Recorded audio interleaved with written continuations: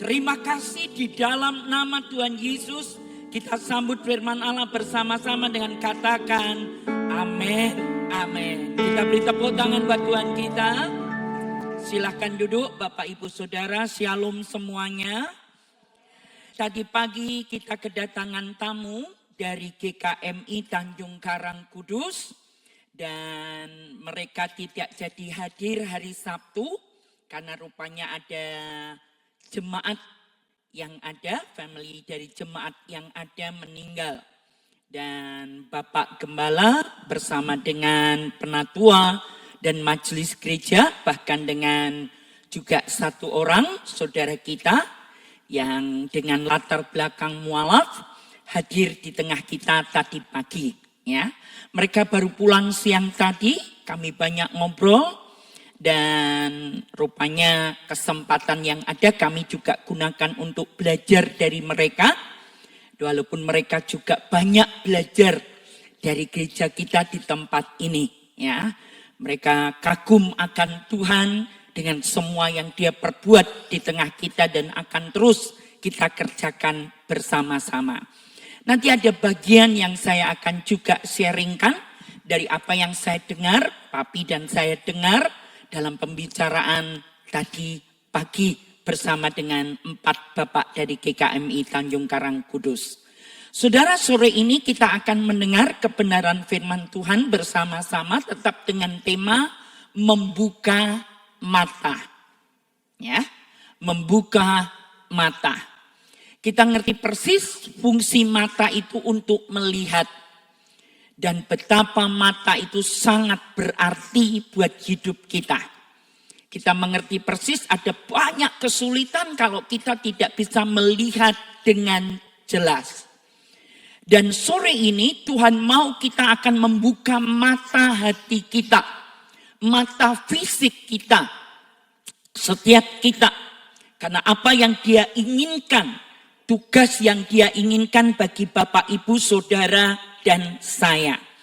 Dasarnya di Yohanes 4 ayat yang ke-35. Bukankah kamu mengatakan 4 bulan lagi tibalah musim menuai? Saudara, kalau membaca ayat ini kita harus mengerti konteks dari para petani yang ada di Israel. Khususnya ketika petani menanam gandum. Gandum sama seperti padi, tumbuh 4 bulan dari sejak dia ditanam, lalu kemudian proses semuanya dalam pertumbuhannya, didangir dan lain sebagainya, disirami dan lain sebagainya, dan hanya butuh waktu 4 bulan untuk menuai. Makanya Yesus berkata, pada umumnya semua kita mengerti tentang pertanian, menanam gandum. Bahwa butuh waktu 4 bulan. Dan itu tidak salah berbicara mengenai gandum pertanian atau padi pertanian. Tapi sore ini Yohanes 4 ayat 35 Tuhan berbicara kepada kita dan kepada murid-muridnya pada waktu itu.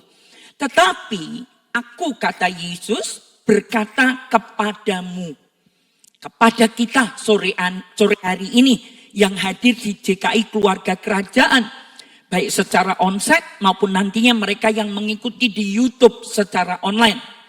Apa yang Yesus katakan? Mari kita akan perhatikan. Lihatlah sekelilingmu dan pandanglah ladang-ladang yang sudah menguning dan matang untuk dituai. Dia tidak sedang berbicara kepada kita pada layaknya petani menanam gandum. Tapi dia sedang berbicara tentang ladang yang lain yang sudah menguning. Dan ia juga memberitahukan kepada kita sore ini lewat khotbah bahwa ladang yang menguning dan matang itu siap untuk dituai. Buat kita semuanya sore hari ini, mari kita akan perhatikan apa itu ladang, apa itu tuaian, apa itu menuai. Yang ia berkata, kamu gak harus lagi memikirkan 4 bulan lagi. Oh masih lama kok Tuhan, nanti saja. Dia sedang berbicara kepada kita, bukan nanti nak, hari ini, saat ini, ketika kamu mendengar firman dan mengerti, kamu harus melakukan apa yang aku perintahkan kepadamu. Ladang itu berbicara mengenai dunia dan manusia di dalamnya. Bapak, Ibu, dan saya, sebelum kita percaya kepada Yesus Kristus, saudara-saudara kita, gereja-gereja Tuhan, atau orang-orang yang dulu dipakai Tuhan untuk memenangkan kita, untuk menceritakan Yesus kepada kita, mereka melihat kita itu ladang yang sedang menguning. Makanya dia juga berkata buat kita sore hari ini, lihat ladang yang menguning. Itu bisa jadi selama ini tanpa kita sadari rekan kerja kita, tetangga kita, teman-teman kita yang belum percaya kepada Yesus Kristus Tuhan. Mungkin itu langgananmu. Mungkin itu juga adalah selama ini yang berbisnis dengan Anda. Bisa jadi itu adalah tukang sayur. Mas-mas, bapak-bapak tukang sayur. Bisa jadi itu adalah orang-orang yang selama ini sering kita story bareng. Mungkin sering kita ketemu. Atau say hello. Bisa jadi itu di lingkungan RT kita. Bisa jadi itu di lingkungan gereja kita. Di mana kita tinggal. Tuhan berkata, itu ladang nak. Itu ladang. Dan kenapa Tuhan berbicara ladang yang sedang menguning. Bicara mengenai tuaian. Jiwa-jiwa dan orang-orang yang siap menerima dan mendengar berita baik yang kita bisa ceritakan kepada mereka. Tentunya kabar baik. Injil artinya kabar baik. Good news. Mari katakan bersama dengan saya. Injil adalah kabar baik. Yang percaya Injil kabar baik katakan amin. Karena Bapak, Ibu, Saudara, saya mau ngomong ini terus terang. Belajar dari agama apapun di dunia ini yang berbeda adalah Injil. Kenapa Injil? Injil selalu berkata bukan mudah-mudahan, moga-moga. Tapi Injil berkata dengan pasti tentang keselamatan di dalam iman kepada Yesus Kristus. Kamu percaya, kamu diselamatkan. Bahkan Injil berbicara tentang Yesus yang menjadi solusi bagi semua persoalan yang ada di dunia ini. Kenapa tuaian itu sudah menguning? Orang-orang itu sebenarnya sudah siap untuk menerima. Yohanes pasal 16 ayat 33b dalam Alkitab mudah dibaca berkata seperti ini. Di dunia ini, ladang ini, kamu akan mengalami kesusahan. Ya, dengan jelas Tuhan ngomong. Ladang ini, dunia ini, di mana kita tinggal, manusia siapapun, makhluk apapun yang namanya manusia di dunia ini, Yesus sudah ngomong 2000 lebih tahun yang lalu. Selama kamu di dunia, kamu akan mengalami kesusahan. Tapi kuatkanlah hatimu. Sebab aku sudah mengalahkan dunia ini. Ini janji Tuhan buat kita yang sudah percaya kepada Injil. Makanya tidak ada kata menyerah ketika menghadapi tantangan bagi kita yang percaya kepada Yesus. Tidak ada kata mau mati Tuhan seolah-olah tidak punya pengharapan kepada kita yang sudah percaya kepada Injil, kabar baik itu. Karena kita yakin Di balik kelemahan, kesusahan kita yang sangat susah, Tuhan janji tidak akan pernah meninggalkan kita. Tuhan janji dan janjinya, mengapa kabar baik? Yang janji ini gak pernah mengingkari, yakni Tuhan pemilik hidup kita sendiri. Katakan amin tentang hal ini. Tapi coba perhatikan bagaimana teman kita, bagaimana karyawan kita, bagaimana keluarga kita, bagaimana orang-orang di sekitar kita, ladang di sekitar kita. Mereka punya pengharapan seperti kita kah? Mereka punya keyakinan bahwa selalu ada jalan keluar dari Tuhan kah?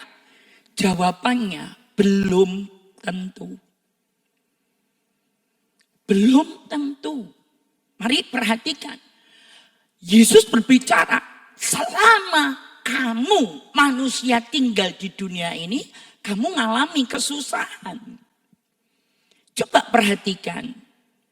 Berapa banyak orang-orang yang di sekitar kita hari-hari ini mengalami kesukaran, kesulitan, kesusahan, penderitaan, takut, cemas. Bapak, Ibu, Saudara, coba perhatikan ini.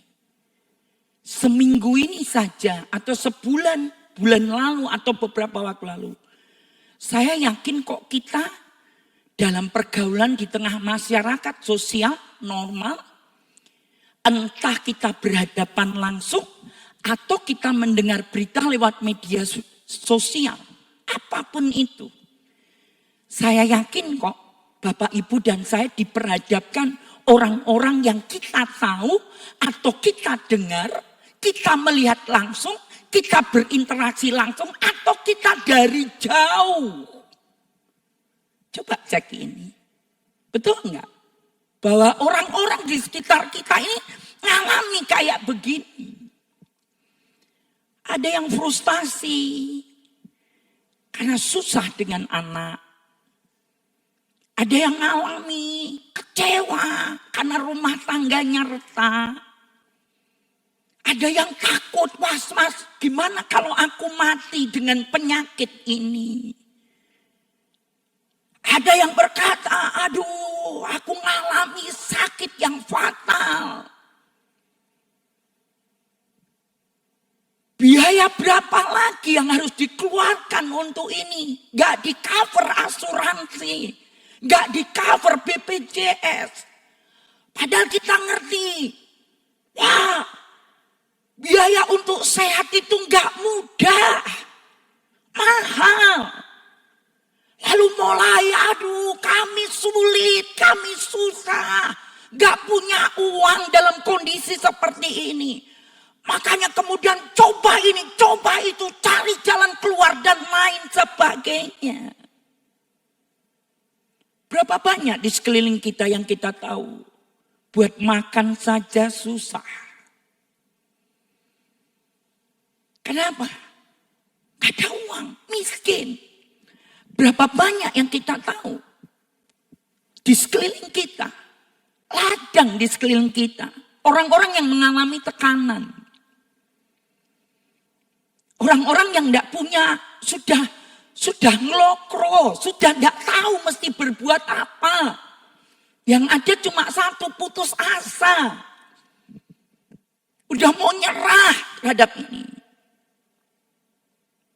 Berapa banyak ladang dunia ini yang sedang mengalami aniaya. Beberapa waktu lalu saya sampaikan apa yang terjadi di Nigeria. Saya tunjukkan kepada Bapak Ibu dalam khotbah saya beberapa waktu lalu. Selama ini kita hanya fokus Gaza. Tapi ternyata di Nigeria tiap minggu ratusan orang dibunuh karena iman mereka kepada Yesus. Baru tadi siang selesai sebelum istirahat, saya lagi baca-baca, Saya dapat berita Presiden Amerika Serikat Donald Trump menyampaikan ini untuk negara Nigeria. Karena setelah tahu data yang ada, wow, udah puluhan ribu orang Kristen, saudara seiman kita, mati dibunuh karena iman mereka. Perempuan-perempuan diperkosa, anak-anak perempuan diperkosa, dan diperlakukan seperti binatang budak.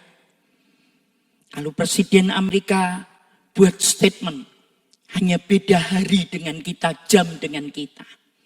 Menyampaikan untuk negara Nigeria, kalau sampai tetap terjadi orang-orang Kristen yang kami kasih, saudara-saudara kami, kalian bunuh. Dan pemerintah tidak bertindak. Lalu Presiden Donald Trump berkata, saya Presiden Amerika Serikat memerintahkan untuk keamanan negeri kami bertindak. Kami akan bela saudara-saudara kami. Saudara, waktu saya dengar ini, kita diingatkan hari ini, ada banyak orang di sekeliling kita.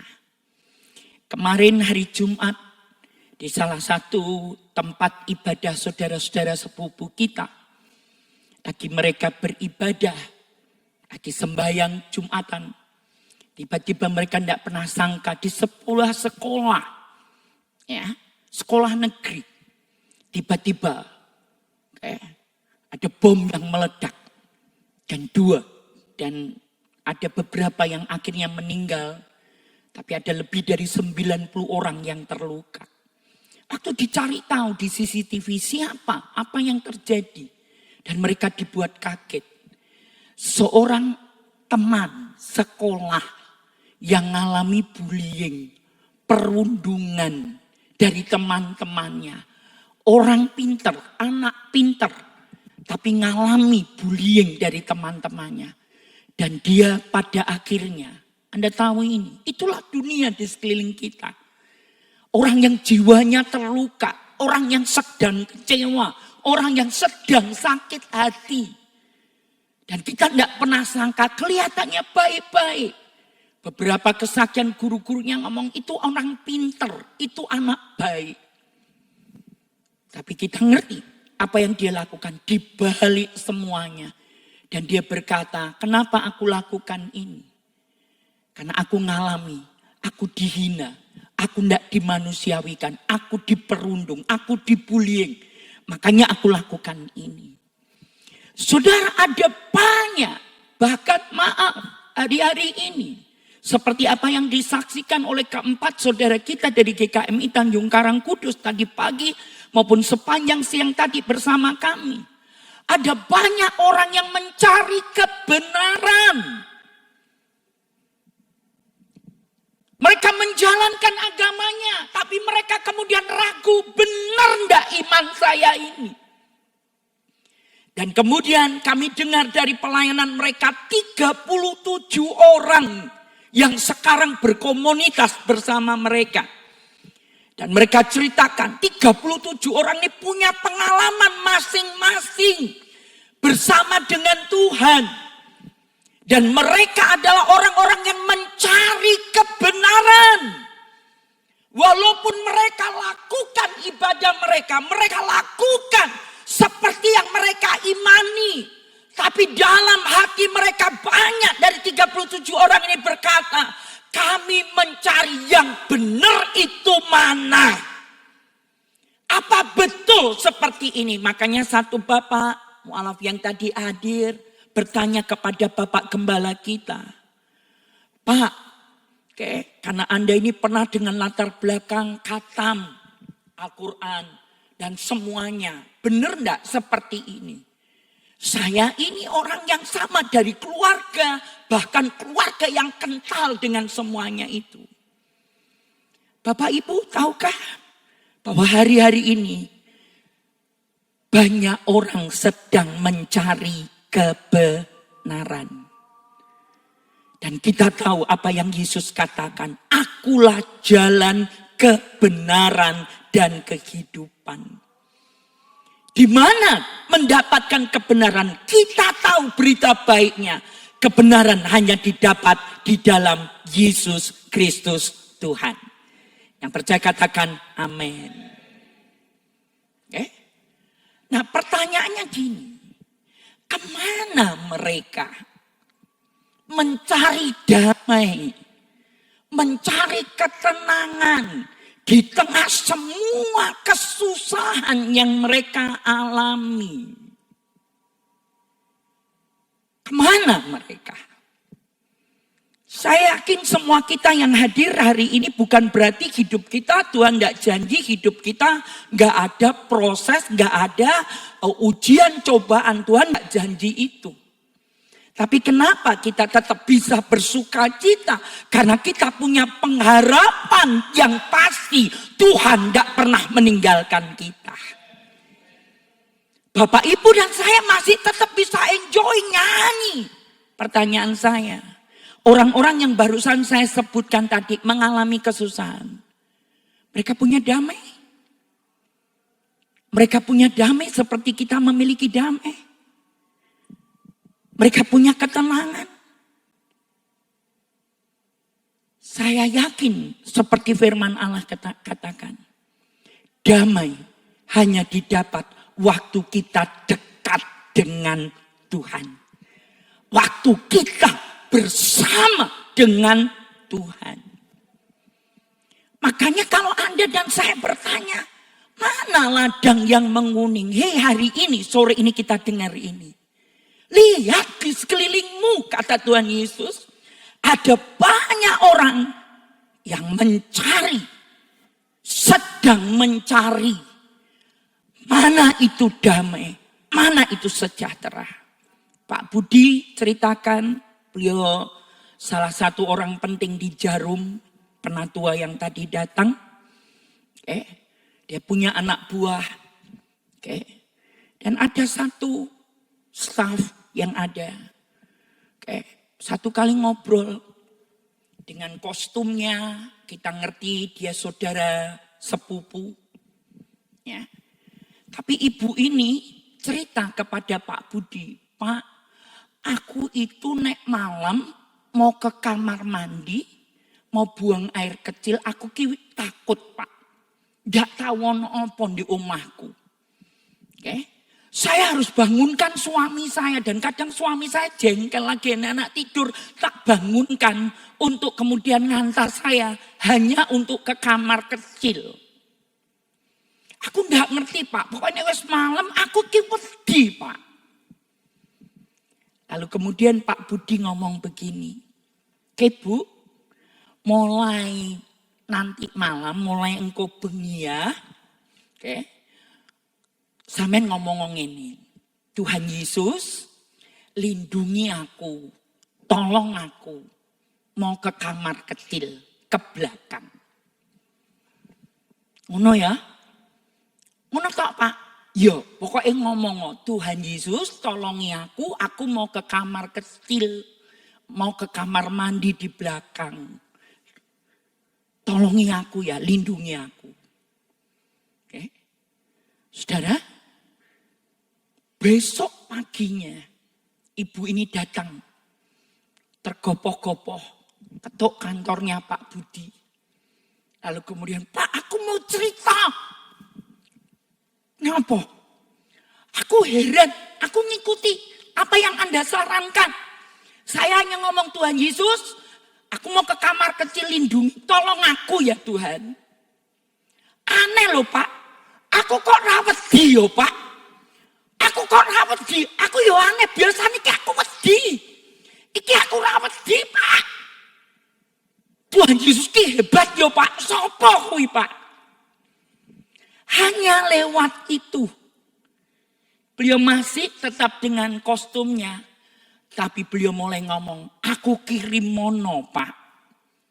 Kalau kita punya fajarku, dia minta kirim mono fajarku Pak.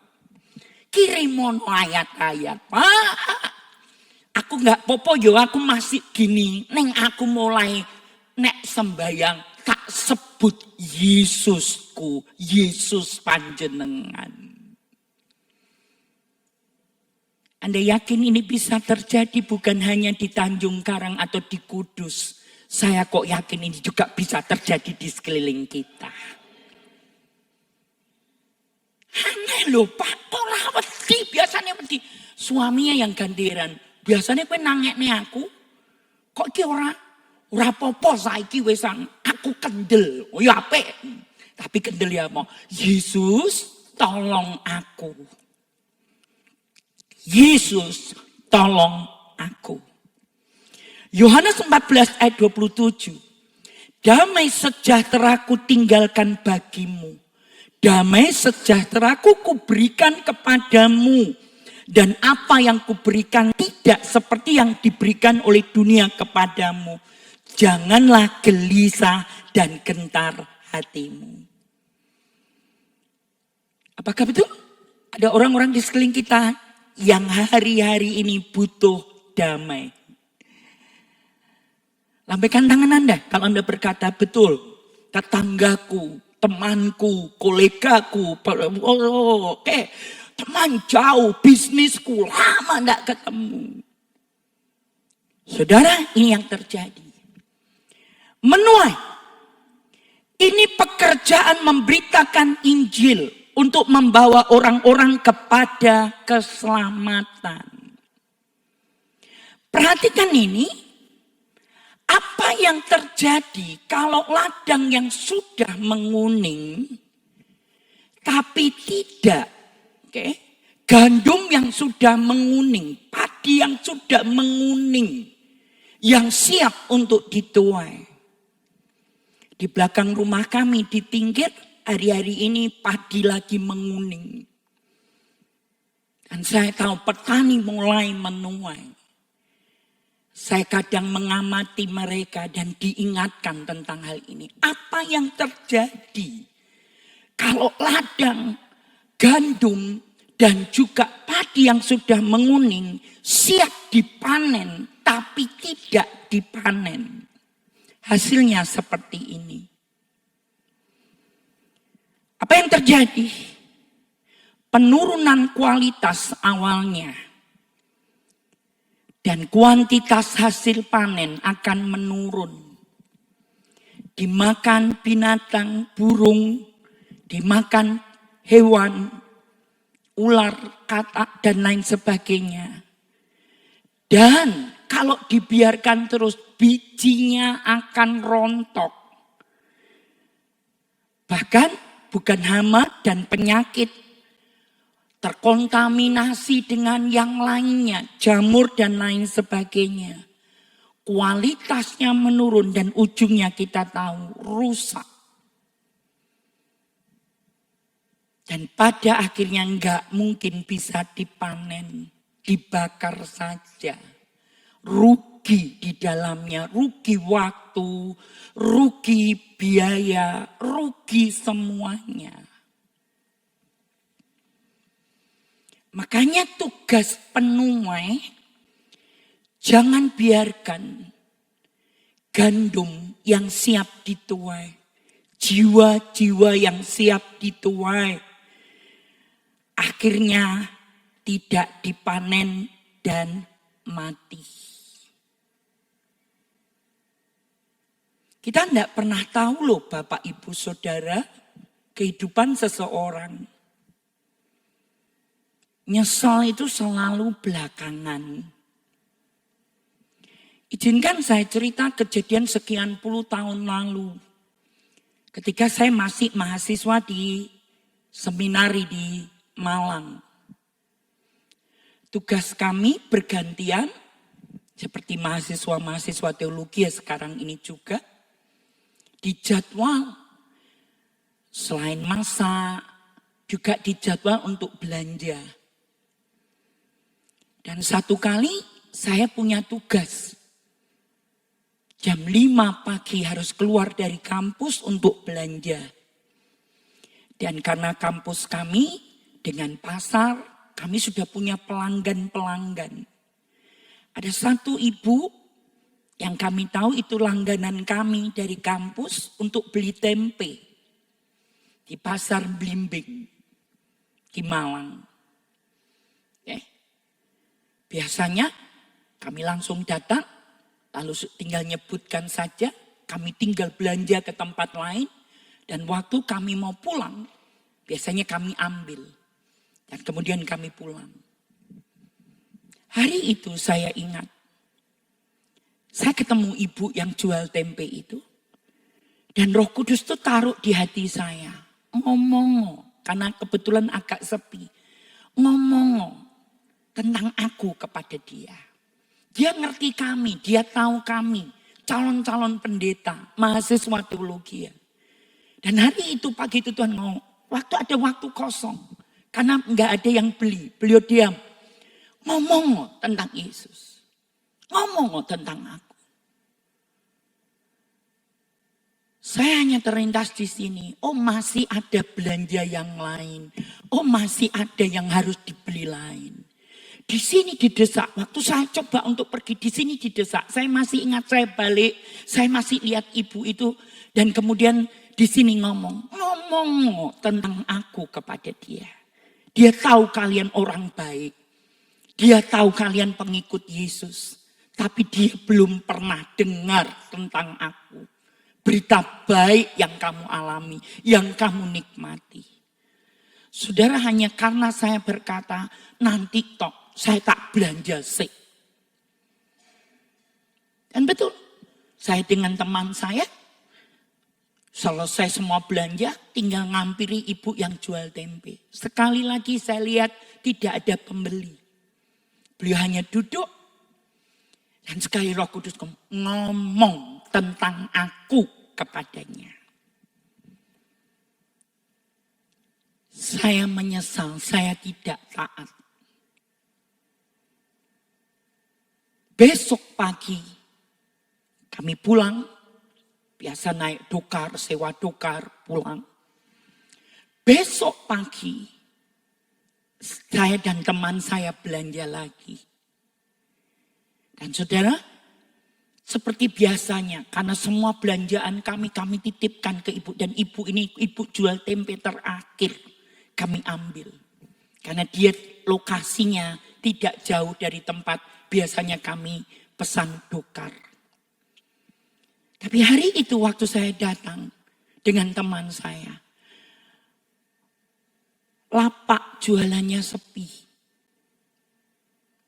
Gak ada ibu itu di situ. Saya tanya sama ibu penjual tempe yang lainnya. Di sebelah-sebelahnya pembawa sayurnya. Ibu teng pundi? Ibu di mana? Dan tetangganya, nah, enggak tahu. Kemarin sore dia sudah menghadap Tuhan. Meninggal. Kaget saya. Kami berdua kaget. Dan saudara tahu apa yang saya alami? Nyesal. Saya sampai minta ampun Tuhan, mau Iliana enggak taat.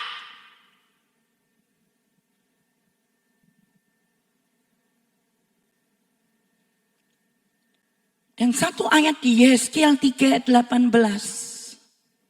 Mari saya ajak kita baca bersama-sama ayat ini. Yeskiel 3:18. 1, 2, 3. Kalau aku berfirman kepada orang jahat, engkau pasti dihukum mati, dan engkau tidak memperingatkan dia atau tidak berkata apa-apa untuk memperingatkan orang jahat itu dari hidupnya yang jahat, supaya ia tetap hidup, orang jahat itu akan mati dalam kesalahannya. Tetapi aku Tuhan akan menuntut pertanggungan jawab atas nyawanya daripadamu. Yang mengerti kebenaran ini katakan amin. Anda tahu? Satu kali Tuhan akan menuntut pertanggungan jawab buat kita. Kalau kita ngerti, tapi kita tidak melakukannya.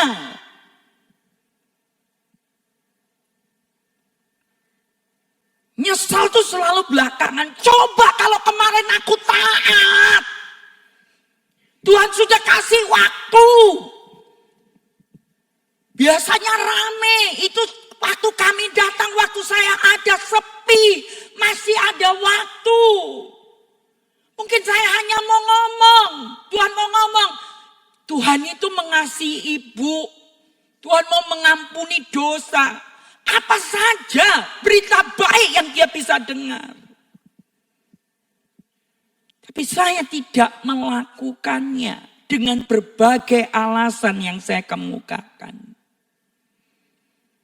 Pertanyaannya, kalau Tuhan hadapkan kita ladang yang menguning tadi, orang-orang di sekitar kita, kita ngerti mereka susah, kita ngerti mereka butuh solusi, dan kita tahu solusinya Yesus. Tapi kita pakai alasan, nanti saja. Ini hanya untuk pendeta urusan nginjil. Ini hanya pemimpin-pemimpin. Saya nggak perlu seperti itu. Apakah amanat agung pergi jadikanlah sekalian bangsa muridku hanya ditujukan untuk pendeta? Alkitab ngomong enggak. Amanat agung itu Tuhan tugaskan bagi setiap kita yang percaya kepadanya. Kamu nak mesti lakukan apa yang jadi amanatku. Dan berita amanat agung kita ngerti itu pesan terakhir Yesus. Jadi gak ada alasan buat kita untuk berkata, saya gak bisa mengerjakan amanat agung. Persoalannya bukan gak bisa, mau atau tidak, itu saja. Jemaat dipanggil untuk menjadi penuai bagi dunia ini. Ladang yang sudah menguning.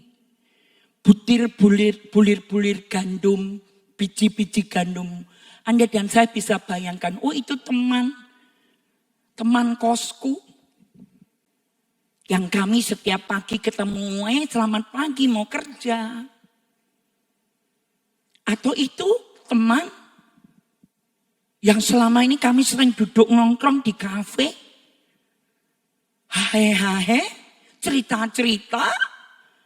Tapi dia belum menjadi milik Yesus. Bisa jadi lo itu satpam yang selama ini, Pak, pagi di kampus. Yang kita tahu, itu namanya ini. Bisa jadi lo itu bulir-bulir gandum. Yang Tuhan katakan, ini loh. Dia sedang mengalami kesusahan loh. Dan kamu tahu itu loh. Kenapa kamu diam? Makanya tadi penatua dari GKMI Tanjung Karang selesai khotbah mempertanyakan kepada kita semuanya tadi pagi. Kalau Anda dengar amanat agung Matius 28 ayat 19 dan 20. Pergi, ayo pergi.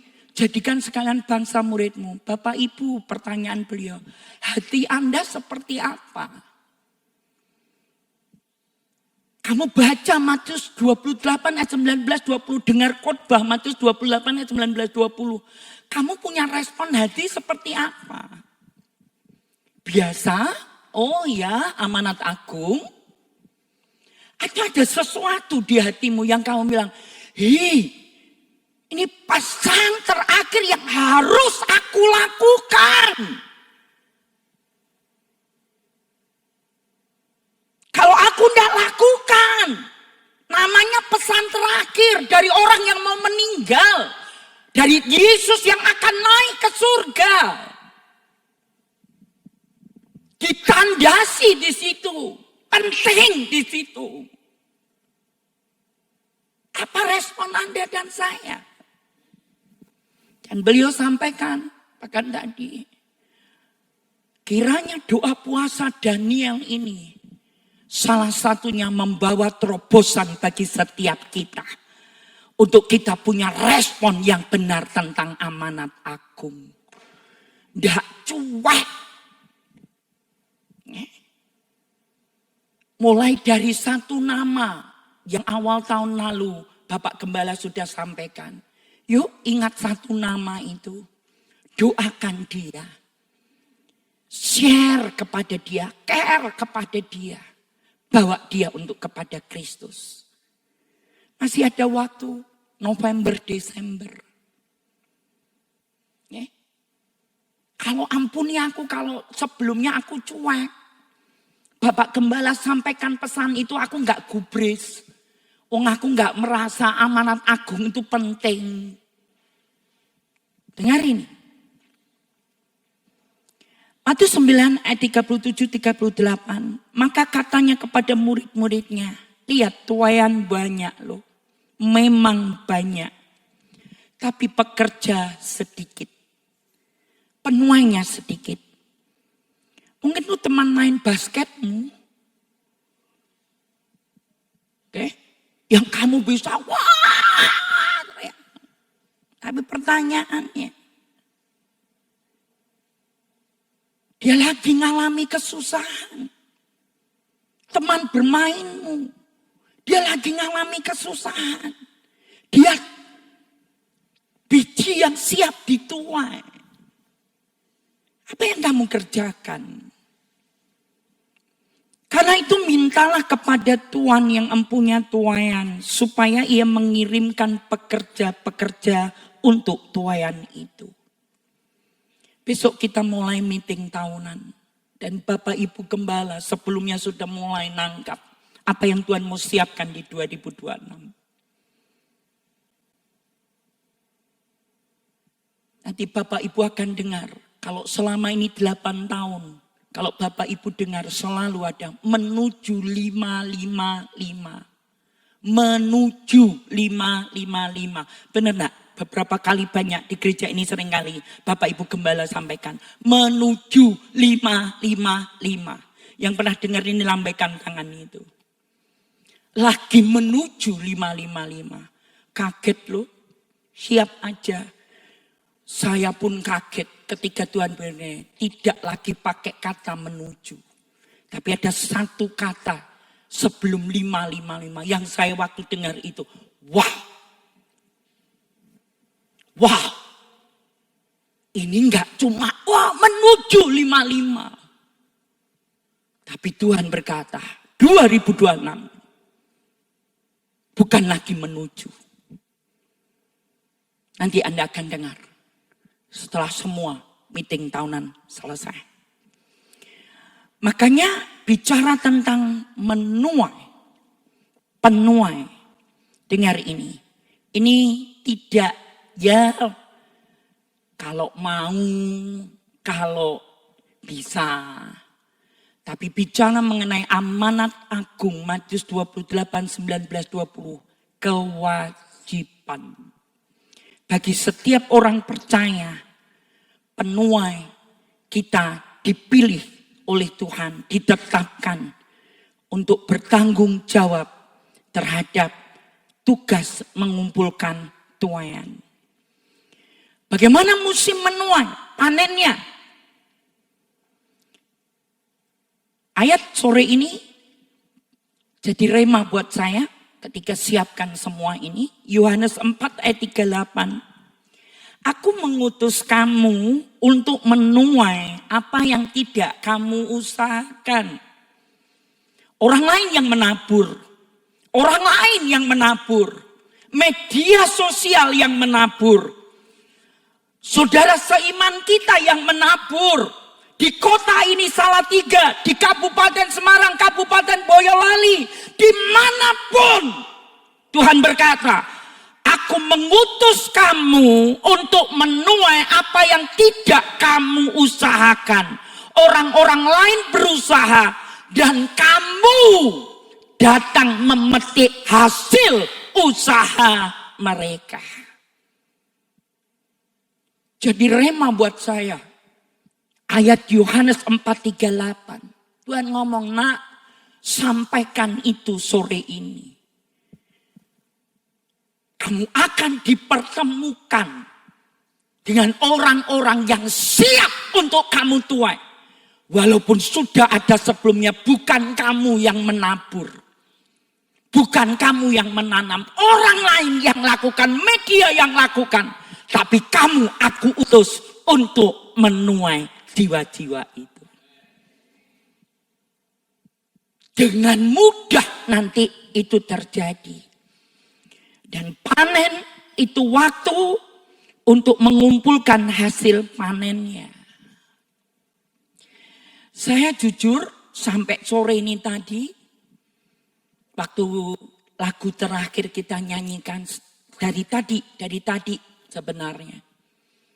Saya masih duduk, sebelum saya ke gereja sore ini saya duduk untuk belajar lagi. Saya itu diingatkan, saya tidak tahu kalau saya tidak salah tahun ini di gereja kita minggu itu kalau nggak salah berapa bulan yang lalu waktu ada pertanian. Saya coba untuk mereview ya, mengingat-ingat gitu ya. Kalau nggak salah ada acara apa dan kita semuanya, kalau yang ingat itu,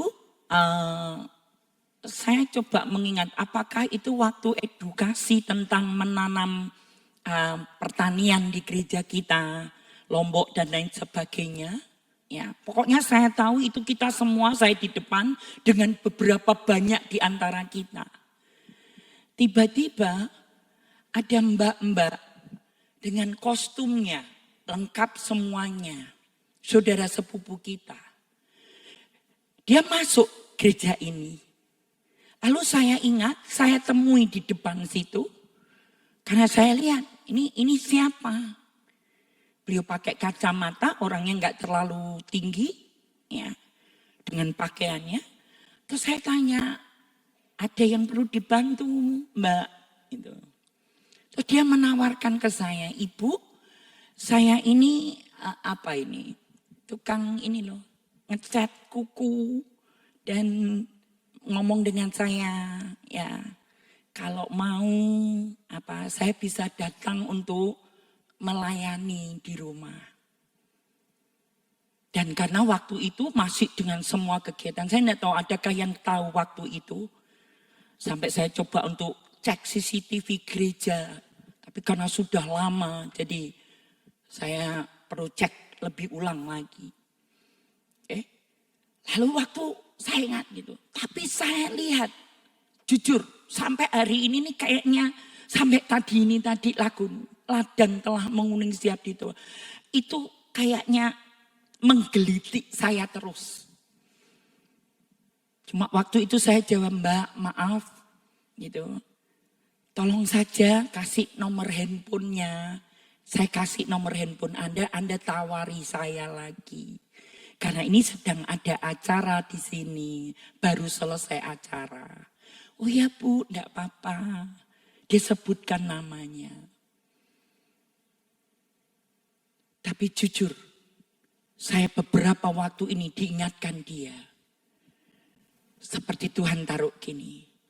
Kayak orang itu kelompok orang yang mencari kebenaran. Yang pengen tahu kebenaran. Dan dia datang ke gereja ini. Sedang, mungkin gak langsung. Tapi lewat menawari itu.